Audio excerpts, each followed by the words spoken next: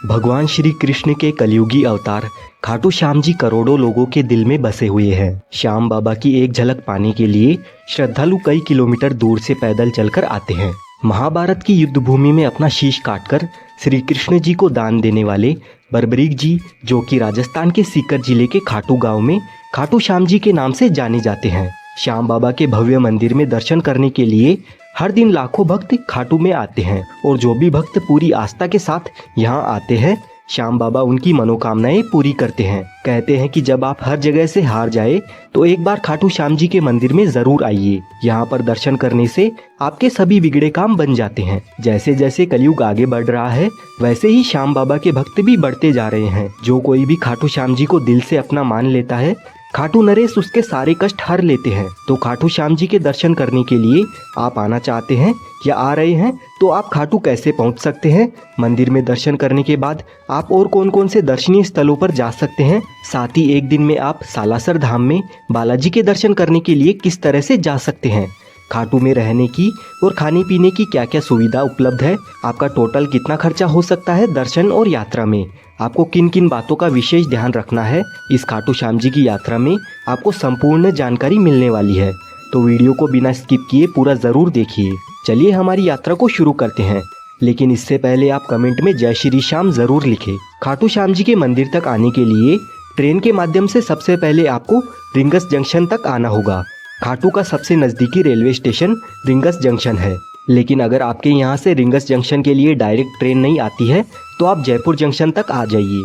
Jaipur junction पर सभी प्रमुख शहरों से ट्रेन आती जाती रहती है और जयपुर से खाटू श्याम जी जाने के लिए बसेस के थ्रू भी बहुत ही अच्छी कनेक्टिविटी भी है। लेकिन अगर आप रिंगस आते हैं तो रिंगस से खाटू श्याम जी का मंदिर 16 किलोमीटर की दूरी पर स्थित है। रिंगस रेलवे स्टेशन के बाहर आपको खाटू जाने के लिए सवारी जीप मिल जाती है, जिसका किराया 50 रुपये रहता है। और अगर आप जयपुर जंक्शन से आते हैं तो आपको रेलवे स्टेशन से रिक्शा में या मेट्रो से 1 किलोमीटर की दूरी पर सिंधी कैंप बस स्टैंड तक आ जाना होगा।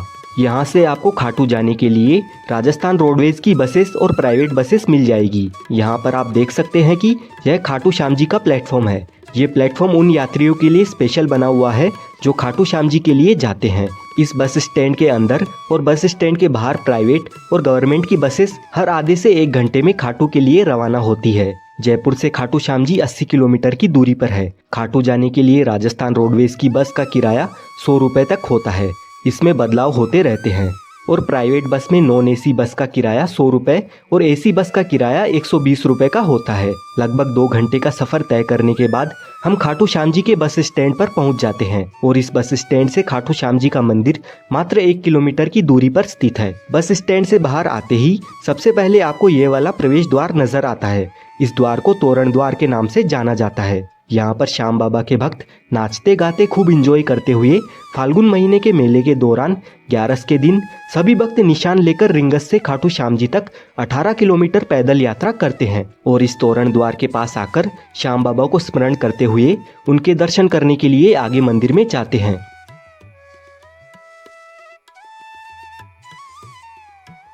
मंदिर की ओर जाते वक्त आपको रास्ते में बहुत सारी प्रसाद की दुकानें नजर आएगी। इन दुकानों से आप भी प्रसाद ले सकते हैं।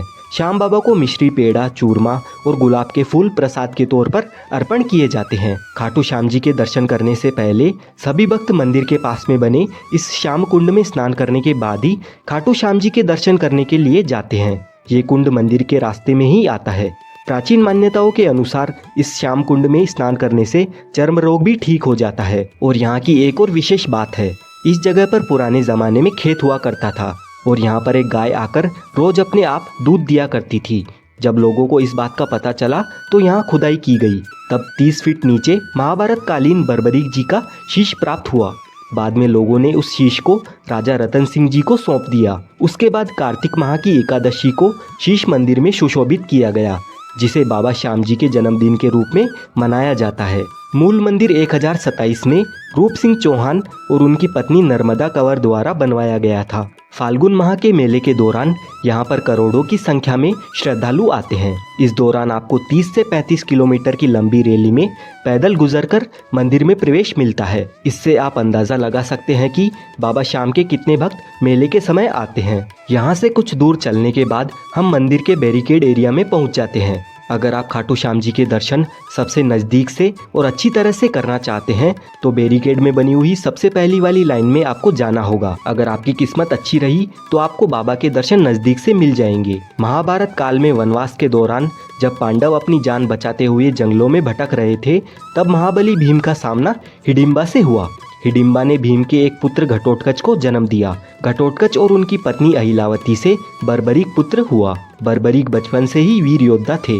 उनको 3 अमोघ बाण चलाने का वरदान मिला हुआ था, जिससे वे तीनों लोकों में विजय प्राप्त कर सकते थे, क्योंकि बर्बरीक जी को भगवान भोलेनाथ जी से आशीर्वाद प्राप्त था। जब कौरवों और पांडवों के बीच में युद्ध होना था, तब बर्बरीक भी महाभारत के युद्ध में शामिल होना चाहते थे। यह इच्छा उन्होंने अपनी माँ मोरवी को बताई। माता मोरवी ने बर्बरीक की इच्छा स्वीकार करते हुए उनसे बदले में 2 वचन लिए।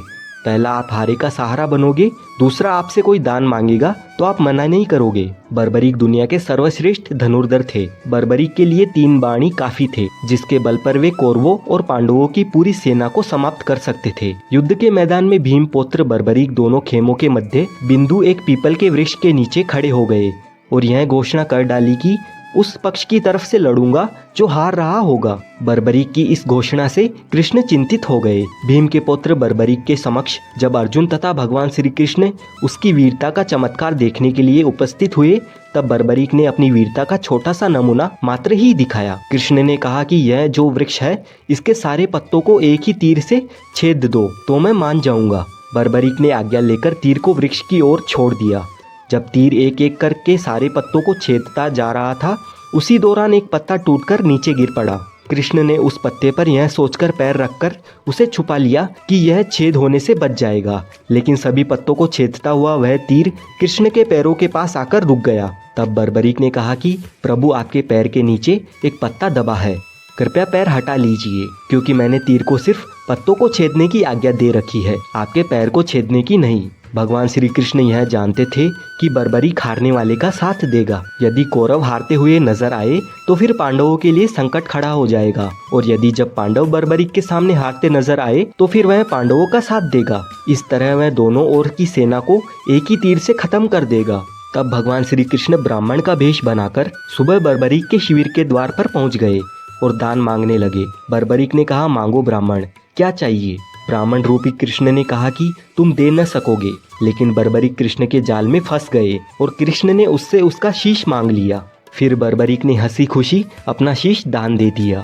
बर्बरीक के इस बलिदान को देखकर दान के पश्चात श्री कृष्ण ने बर्बरीक को कलयुग में स्वयं के नाम से पूजित होने का वरदान दिया, और जो भी भक्त हार रहे हैं उनका आप सहारा बनोगे, ये वरदान दिया। इसीलिए खाटू श्याम जी को हारे का सहारा बाबा श्याम हमारा, यह भक्ति भाव से कहा जाता है। आज बर्बरीक को खाटू श्याम जी के नाम से पूजा जाता है।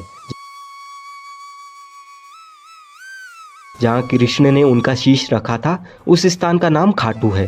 श्याम बाबा के दर्शन हमें बहुत ही बढ़िया सुंदर तरीके से बड़ी आसानी से हो जाते हैं। खाटू श्याम जी के दर्शन करने के बाद हम आ चुके हैं प्राचीन श्याम कुंड में। यह वही प्राचीन श्याम कुंड है जहाँ से खाटू श्याम जी का शीश प्राप्त हुआ था। पहले सभी भक्त इस प्राचीन श्याम कुंड में स्नान किया करते थे, लेकिन भक्तों की संख्या अधिक बढ़ने के कारण प्राचीन कुंड के पास में ही नया कुंड बनाया गया था, और प्राचीन कुंड से ही इस वाले नए कुंड में पानी निरंतर आता रहता है। इस प्राचीन कुंड के बारे में बहुत सारे भक्तों को मालूम नहीं है, तो यहाँ पर भी आप आकर दर्शन जरूर करना। खाटू नगरी में आपको खाने पीने की कोई भी कमी नहीं होने वाली है। यहाँ पर बहुत सारे रेस्टोरेंट्स बने हुए हैं, जहाँ पर आपको 100 रुपए की स्टार्टिंग में वेज थाली मिल जाएगी, और यहाँ पर आपको बहुत सारे मिष्ठान भंडार भी नजर आएंगे, जहाँ से आप मिठाई, चूरमा, रबड़ी, मावा कचौड़ी, इस तरह के सभी व्यंजन इंजॉय कर सकते हैं। यहाँ पर खाने पीने की बढ़िया बढ़िया चीजें मिल जाती है। अगर आप श्याम बाबा के दरबार में रुकना चाहते हो तो तोरण द्वार के पास में ही काफी सारी धर्मशालाएं मौजूद है। यहाँ पर आपको एसी, नॉन एसी और फैमिली रूम मिल जाते हैं। श्याम बाबा के दर्शन करने और यहाँ पर घूमने फिरने में हमें आधा दिन लग जाता है। इसके बाद आप भगवान हनुमान जी के दर्शन करने के लिए जाना चाहते हैं तो खाटू के इस बस स्टैंड से सालासर जाने के लिए निरंतर बसें मिल जाती है, जिनमें पर पर्सन 120 रुपए का किराया लगता है, और सालासर पहुंचने में 3 घंटे का समय हमें लग जाता है। सालासर बस स्टैंड पर पहुंचने के बाद यहाँ से मात्र 5 मिनट चलने के बाद हम सालासर मंदिर के गेट नंबर 1 पर पहुंच जाते हैं। सालासर बालाजी मंदिर भगवान हनुमान जी के भक्तों के लिए एक धार्मिक स्थल है। यह राजस्थान के चूरू जिले में जयपुर बीकानेर राजमार्ग पर स्थित है। हर साल देश भर से असंख्य भक्त यहाँ पर बालाजी के दर्शनों के लिए सालासर धाम आते हैं। यहाँ पर हर साल चैत्र पूर्णिमा और अश्विनी पूर्णिमा पर बड़े मेलों का आयोजन किया जाता है। भारत में यह एकमात्र बालाजी का मंदिर है जिसमें बालाजी की दाढ़ी और मूंछ है। सालासर धाम में आने वाले सभी यात्रियों की सुविधा व धाम का विकास श्री बालाजी मंदिर के माध्यम से श्री हनुमान सेवा समिति द्वारा किया जाता है। यहाँ रहने के लिए कई धर्मशालाएं और खाने पीने के लिए रेस्टोरेंट्स बने हुए हैं। श्री सालासर बालाजी मंदिर में बालाजी को चूरमा का भोग लगाया जाता है और जो बालाजी की मूर्ति है वो स्वयंभू है, यानी जमीन से निकली हुई है। तो आप खाटू श्याम जी के दर्शन करने के बाद सालासर धाम में भी आ सकते हैं।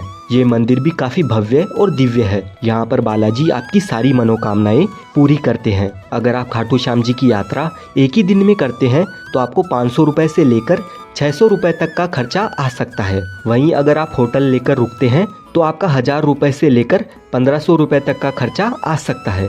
साथ ही आप सालासर बालाजी मंदिर के दर्शन करने भी जाते हैं तो 300 रुपए से 500 रुपए तक का खर्चा आपका वहाँ पर हो सकता है। इसी के साथ हमारी खाटू श्याम जी की यात्रा संपूर्ण हो जाती है। मुझे उम्मीद है आपको ये वीडियो अच्छा लगा है। अगर आपको वीडियो पसंद आया है तो वीडियो को लाइक करें, चैनल को सब्सक्राइब कर ले। इस वीडियो की रिगार्डिंग आपका जो भी सवाल है आप कमेंट करके पूछ सकते हैं। साथ ही इस वीडियो को अपनी फैमिली, फ्रेंड्स या आप जिस किसी के साथ में भी बाबा